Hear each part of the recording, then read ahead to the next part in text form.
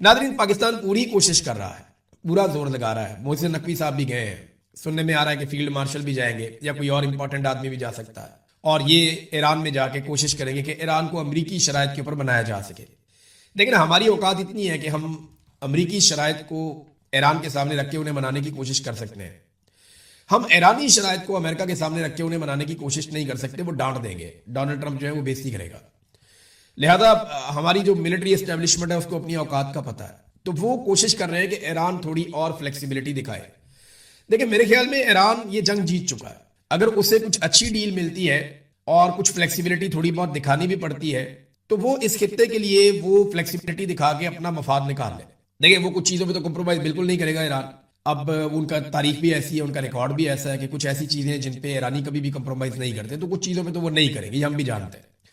लेकिन जहां वो कर सकते हैं, जितनी फ्लेक्सिबिलिटी वो दिखा सकते हैं, वो दिखा के अगर इस मामले को ख़त्म करते हैं, तो ये पूरे खित्ते के लिए, पाकिस्तान के लिए, बल्कि पूरी दुनिया के लिए ये बहुत अच्छा हो जाएगा। डोनाल्ड ट्रंप को फेस सेविंग चाहिए, अगर हल्की फुल्की फेस सेविंग उसे मिल जाए तो शायद उसकी भी जान छूट जाएगी। अब ये एक इतला आई है, और ये इतला आई है, एक्शियस न्यूज़ है, और एक CNN के रिपोर्टर हैं, और चैनल 12 के भी वो रिपोर्टर हैं। नाम है इनका बराक रेविड। इन्होंने एक दावा किया है। बराक रेविड का कहना है कि मंगल को डोनाल्ड ट्रंप और नेतन्याहू के दरमियान एक कॉल हुई थी, और इसने दावा किया, इस रिपोर्टर ने, बड़ा सीनियर रिपोर्टर है, कि इस कॉल में कशीदगी हुई दोनों के बीच में। डोनाल्ड ट्रंप को लगता है कि ईरान को कुछ मजीद लचक अगर वो दिखाता है तो एक डील ईरान के साथ की जा सकती है। यानी डोनाल्ड ट्रंप की जो बातचीत है उसमें लचक पे जाने की जो है वो गुंजाइश थी। लेकिन नेतन्याहू दोबारा से फौजी कार्रवाई का हामी है। अब यहाँ पे हाल ही में एक बात आप और ज़हन में रखें कि सऊदी अरब और यूएई के ऊपर ड्रोन हमले हुए हैं, और यूएई की जानिब से बताया गया कि ड्रोन ईरान से नहीं, इराक से आए थे। और एक खबर और आप इसके साथ मिलाकर देख लें कि इराक में इसराइली खुफिया फौजी अड्डों की मौजूदगी की इतला भी मिली है। तो नेतन्याहू अगर जंग शुरू करना चाहता है तो इस किस्म का कोई बड़ा फॉल्स फ्लैग उसे करना पड़ेगा।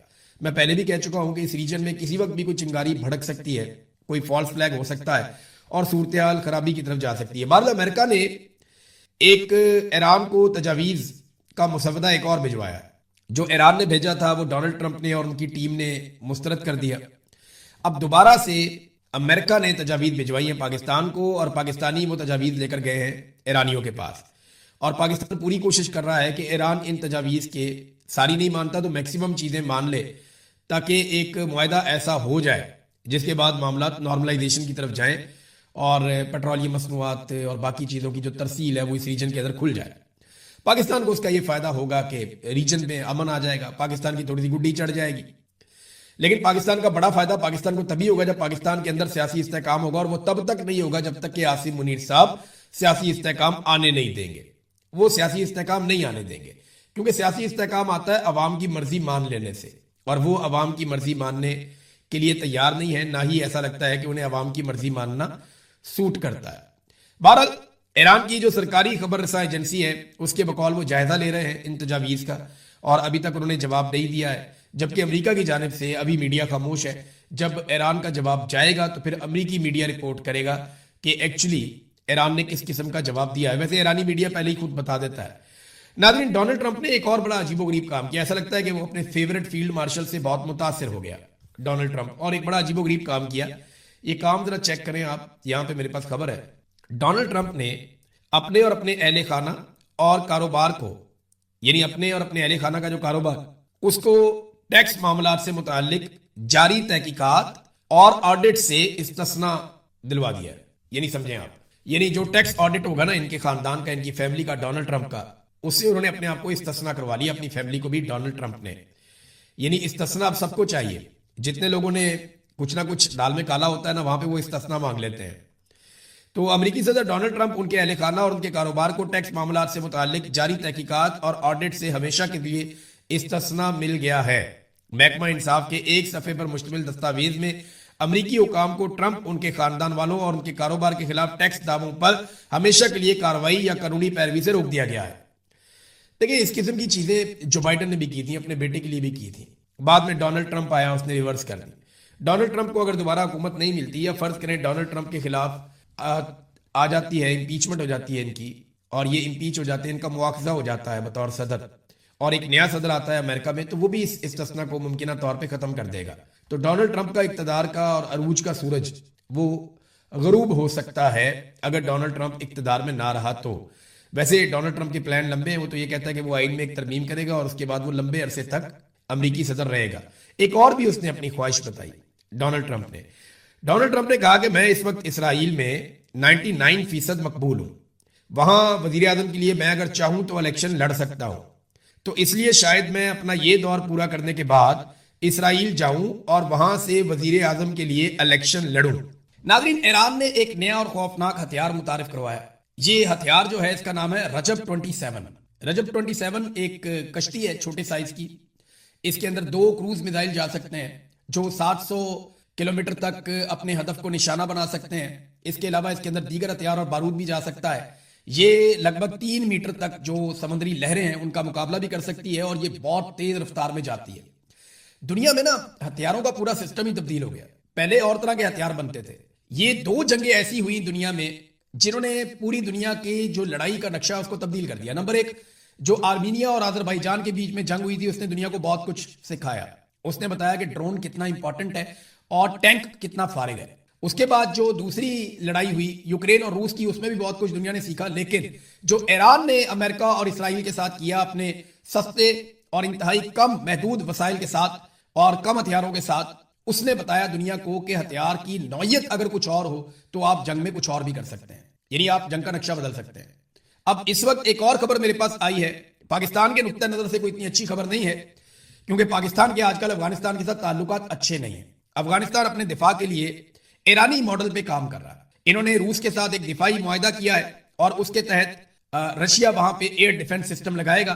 یعنی پاکستان ایئر فورس بار بار اٹیک کرتی ہے افغانستان کے اندر تو انہیں لگتا ہے کہ فیوچر میں اب پاکستان ایئر فورس کو وہ افغانستان کی سرزمین پہ اٹیک نہیں کرنے دیں گے. ایک اور چیز ہے کہ افغانستان کچھ رپورٹس کے مطابق ڈرونز کے حوالے سے کچھ کام کر رہا ہے. یعنی جیسے ایران نے بہت سارے ڈرونز بنائے اور ان ڈرونز کو اپنا مین ہتھیار بنایا، تو اگر یہی کام افغانستان بھی کرتا ہے تو پاکستان کے لیے پرابلم ہوگی اگر پاکستان افغانستان سے لڑتا رہے گا. دیکھیں، ہمیں ایک بات سیکھنی اور سمجھنی پڑے گی. آج کے دور میں کوئی بھی بالادست نہیں رہ سکتا. آپ کو سب کے ساتھ تعلقات بنا کر آگے چلنا پڑے گا. ہمیں ہمیشہ سوٹ کرتا ہے افغانستان کے ساتھ بہترین تعلقات رکھنا. جو ڈرونز ہیں جب وہ سینکڑوں کی تعداد میں آتے ہیں تو کوئی بھی ایئر ڈیفنس سسٹم اس کو نہیں روک سکتا. اور کبھی بھی کسی ایسے ملک کے ساتھ آپ کو لڑائی میں نہیں جانا چاہیے جس کے وسائل کم ہو، یعنی جس کی ترقی کم ہو. یعنی اگر آپ عرب ممالک کی مثال دیکھ لیں تو کیا وہ ایران سے لڑ سکتے ہیں؟ ایران کے اندر اتنا انفراسٹرکچر اس طرح کا نہیں ہے جیسا ان ممالک کے اندر ہے. یہ تو شیشے کے بنے ہوئے ہیں. لہذا پاکستان کو افغانستان کے ساتھ اچھے تعلقات رکھتے ہوئے تعمیر اور ترقی پہ توجہ دینی چاہیے دونوں ممالک کی، خاص طور پہ پاکستان کی، کیونکہ پاکستان رسپانسبلٹی ہے لیکن ملٹری اسٹیبلشمنٹ اپنے آپ کو ریلیونٹ رکھنے کے لیے ہر دور میں کوئی نہ کوئی جنگ چھیڑ کے رکھتی ہے. جیسا کہ کبھی ہم کسی جنگ میں چلے جاتے ہیں، کبھی کسی جنگ میں چلے جاتے ہیں، اور نتیجہ کیا نکلتا ہے؟ ابھی تک ہم کشمیر آزاد کروا نہیں پائے اور بھارت سے اپنا پانی بھی چھڑوا نہیں پائے. ناظرین، اسرائیل نے بہت تیز حملے شروع کر دیے ہیں. غزہ اور لبنان کو وہ بہت بری طرح اٹیک کر رہا ہے. غزہ کے 60% پہ انہوں نے اپنا کنٹرول مکمل کر لیا ہے اور نیتن یاہو نے مزید 10% کے اوپر قبضے کا حکم جاری کر دیا ہے کہ 70% غزہ پہ مکمل طور پہ قبضہ کر لیا جائے. اور بورڈ آف پیس میں بیٹھے ہوئے ممالک کچھ بھی نہیں کر پا رہے.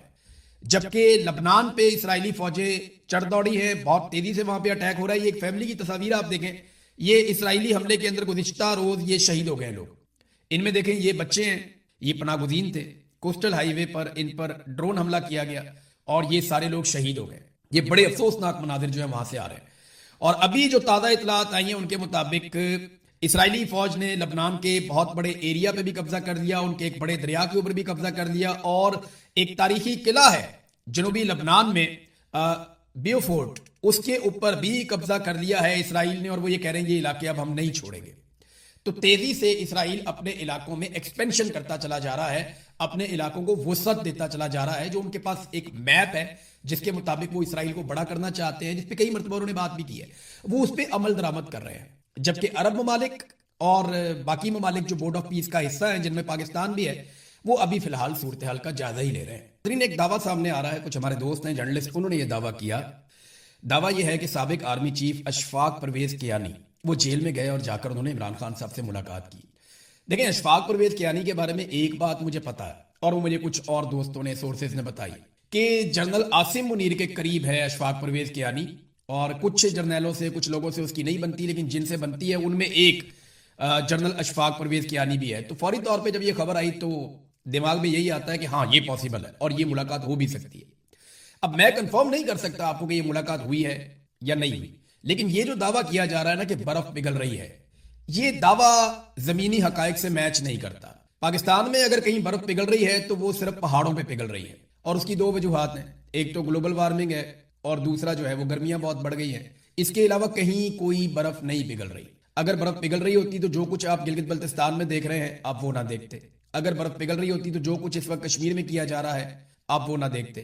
انتخابی نشان دوبارہ چھینے جا رہے ہیں، ووٹوں کا رد و بدل کیا جا رہا ہے، لوگوں کو ہراساں کیا جا رہا ہے، گرفتار کیا جا رہا ہے، صوبہ بدریاں ہو رہی ہیں، جو اسد کیسر اور جنید اکبر کے ساتھ ہوا، جو سہیل آفریدی کے ساتھ ہوا. یہ ساری چیزیں بتاتی ہیں کہ برف جو ہے وہ موسمیاتی تبدیلیوں سے تو پگھل رہی ہے، لیکن پاکستان کی سیاست پہ جو برف جمی ہوئی ہے اس کے پگھلنے کے کوئی امکانات نظر نہیں آ رہے. اس کی بڑی وجہ یہ ہے کہ پاکستان کی ملٹری اسٹیبلشمنٹ نے کئی مرتبہ عمران خان صاحب سے ڈیل کرنے کی کوشش کی، بہت ساری آفر لے کر گئے، یہاں تک کہ انہیں کہا کہ آپ پاکستان سے باہر چلے جائیں، کچھ عرصہ سیاست سے چھٹی کر لیں، پھر واپس آئیں، پھر آپ سیاست کریں.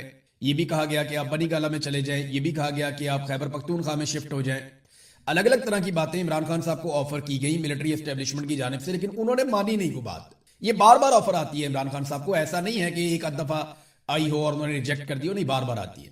اگر یہ کوئی ملاقات ہوئی بھی ہے تو ملٹری اسٹیبلشمنٹ کو مطلوبہ نتائج نہیں ملے، یہ بات تو گارنٹیڈ ہے.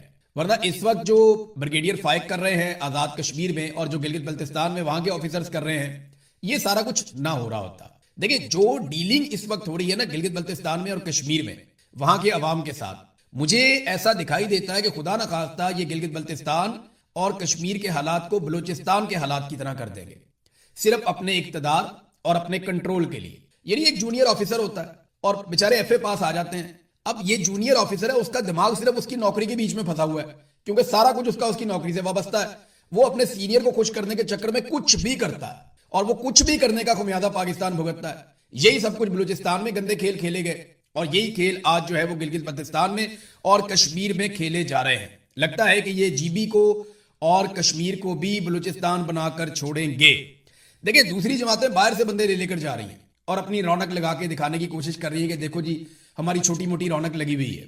کہیں پہ بھی وہ پبلک کو شو نہیں کر پا رہے. جہاں دکھاتے ہیں وہ کسی نہ کسی لیڈر کو دکھاتے ہیں، اس کے آس پاس 10 20 30 بندے دکھاتے ہیں، پبلک کو نہیں پراپر طریقے سے وہ شو کر پا رہے. اس کی وجہ یہ ہے کہ لوگ ان کو رسپونڈ نہیں کر رہے. یہ امیدوار آپ ایک مرتبہ پھر دیکھ لیں جو پاکستان تحریک انصاف کے ہیں. یہ پوسٹر میں آپ کو دکھا رہا ہوں، اس میں آپ کو پتا چل جائے گا کہ کون سے حلقے میں آپ نے اگر اسٹیبلشمنٹ کے خلاف ووٹ ڈالنا ہے یا ملٹری اسٹیبلشمنٹ کے ظلم کے خلاف آپ نے ووٹ ڈالنا ہے تو پھر آپ نے کس کو ووٹ ڈالنا ہے.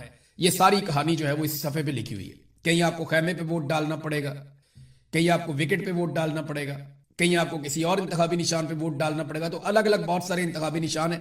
تو یہ 5-6 نشان آپ کے سامنے ہیں الگ الگ حلقوں میں. ان میں آپ ووٹ ڈالیں گے تو آپ کا ووٹ ملٹری اسٹیبلشمنٹ کے خلاف جائے گا. ایک ناظرین میری گزارش ہے آزاد کشمیر کے لوگوں سے، یہ عام عوام سے نہیں میں بات کر رہا، یہ وہ لوگ جن کے پاس بہت پیسہ ہے، جن کے پورے پورے خاندان اوورسیز ہیں اور ان کے پاس کافی پیسہ ہے. آزاد کشمیر میں لوگوں کی ایک بہت بڑی تعداد پاکستان سے باہر رہتی ہے اور وہ لوگ وہاں پہ پاؤنڈز کے اندر ڈالرز کے اندر پیسہ کماتے ہیں. تو ان کے پاس وسائل کی کمی نہیں ہے، یہ بہت امیر لوگ ہیں، کاروباری لوگ ہیں. اب ان کو ٹھگنے کا ٹائم آ گیا. اگر آپ کو کوئی کہے کوئی آفیسر کہ جناب اتنے پیسے دے دیں آپ کو الیکشن جتوا دیں گے اور آپ کو اسمبلی میں پہنچا دیں گے اور آپ کل کو منسٹر بھی بن جائیں گے، تو آپ نے ان کی باتوں پہ کان نہیں دھرنے. بہت سارے دہاڑی باز جو ہیں وہ مارکیٹ میں پھر رہے ہیں. یہی کام بلوچستان میں کیا گیا تھا. ایک ایک حلقے کے لیے 10-10 بندوں سے کروڑوں روپے لیے گئے تھے. ایک بندہ وہ 2 کروڑ دے گیا، ایک بندہ اسے 5 کروڑ لے لیے، ایک بندہ اسے 7 کروڑ لے لیے، ایک اور بندہ اسے 3 کروڑ لے لیے. تو اس طرح ایک ایک حلقے کے لیے 10-10 بندوں سے پیسے پکڑے گئے تھے بلوچستان میں. اور بعد میں جب یہ لوگ پیسے واپس مانگنے کے لیے گئے تو ان کو کہا گیا کون سے پیسے بھائی، تمہیں وہاں پہ تھوڑے سے ووٹ پڑتے تو ہم تمہیں جتواتے، دوڑ جاؤ یہاں سے. اب وہ پیسہ ایسا تو ہوتا نہیں ہے جس کا کوئی قانونی ریکارڈ ہو پیچھے سے. یعنی جب آپ اس طرح کا پیسہ ہے جو آپ رشوت میں دے رہے ہیں تو وہ آپ ریکارڈ کا پیسہ نکال کے تو رشوت میں نہیں دیں گے نا، وہ تو آپ پیسہ ادھر ادھر سے کہیں سے نکالیں گے اور نکال کے آپ دے دیں گے. تو میری گزارش ہے اوورسیز پاکستانیوں سے نمبر 1. نمبر 2 کشمیر کے اندر جو بڑے طاقتور پیسے والے لوگ ہیں جن کو سیاست کا کیڑا ہے یا کھجلی ہے، تو میں انہیں یہ بتا رہا ہوں کہ آپ نے اپنے کروڑوں روپے ضائع کر دینے ہیں. یہی بندے دیہڑیاں لگا کے پہلے آئے ہوئے. جاوید لطیف نے بتایا تھا کہ لاہور کے اندر بھی ایک آفیسر نے بہت پیسے لے لیے تھے. بلوچستان کے لوگ کس سے آج بھی سناتے ہیں کہ ہم سے پیسہ لے لیا, ہمیں نہ ایم پی اے بنایا نہ ایم این اے بنایا. تو آپ سے گزارش ہے کہ آپ اپنا پیسہ ضائع نہ کریں. یہ دہاڑی باز ہیں, یہ دہاڑی لگا کے نکل جائیں گے, آپ کے پلے کچھ نہیں بچے گا. ابھی وہیں پہ جی بی میں الیکشن چل رہا ہے. پاکستان تحریک انصاف پہ مکمل پابندی ہے, مگر بلاول اور ان کی بہن ان کے پروٹوکول کے لیے گورنر پنجاب بھی گلگت بلتستان پہنچ گئے ہیں. سوال یہ ہے کہ کیا ان کے پاس این او سی ہے؟ الیکشن کے اس ماحول میں ایک گورنر بھی وہاں پہ پہنچ گئے. تو دیکھیں ایک طرف کتنا فری ہینڈ ہے, آپ انجوائے کریں. یہی بلاول اور مریم, انہیں مکمل طور پہ فری ہینڈ تھا 2020 میں بھی جب پاکستان تحریک انصاف کی حکومت تھی, اور ان کے پاس آج بھی فری ہینڈ ہے. پاکستان تحریک انصاف کو اس وقت بھی تنقید کا نشانہ بنایا جا رہا تھا کیونکہ ان کی حکومت تھی, لیکن آج پاکستان تحریک انصاف کو مکمل طور پہ دیوار کے ساتھ لگایا گیا. نہ ان کے پاس اپنا نشان ہے, نہ وہ کمپین کر سکتے ہیں, نہ وہ لوگوں میں جا سکتے ہیں, لیکن نوجوانوں نے وہ ذمہ داری سنبھال لی.